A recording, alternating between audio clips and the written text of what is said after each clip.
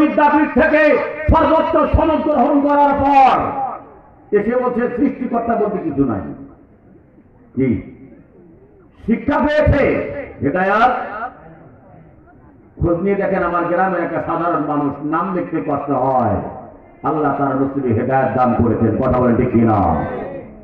বেদর হলে মাফ করবেন, অনেক আলেম হেদায়েত পায় নাই, অনেক সাধারণ মানুষ হেদায়েত লাভ করেছে। ভুল বলবেন না আমাকে। আছে না নাই? আছে না নাই?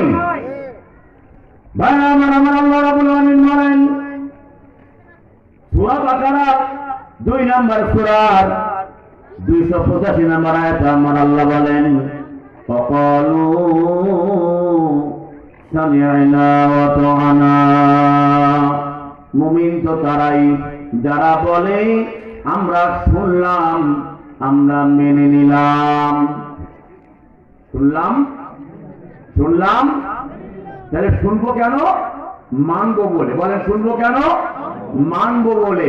শুধু শোনার জন্য শোনা নয়, শুধু বলার জন্য বলা নয়, শুধু শোনার বলার মধ্যে চূড়ান্ত ফয়সালা নয়, শুনে বুঝে যদি আমলের জন্য গড়ে তুলতে পারি, সামি'না ওয়া আতা'না, যা শুনলাম তা অকপটে, বিনা তর্কে, বিনা শব্দে, আনুগত্যে ধর্তব্য অবনত করে দিয়ে মেনে নিলাম, এর নাম মুত্তাকি। বলে দেখি না, আমরা মেনে নিলাম, মেনে নিব, বলেন ইনশাআল্লাহ। এই যুবক ভাই, তোমাকে উদ্দেশ্য করে বলে যাই, সূরা বনী ইসরাঈল 16 নম্বর সূরার 36 নম্বর আয়াতে আমার আল্লাহ রাব্বুল আলামিন বলেন ইন্নাস সামআ ওয়াল বাসারা ওয়াল ফুআদা কুল্লু উলাইকা কানা আনহু মাসউলা।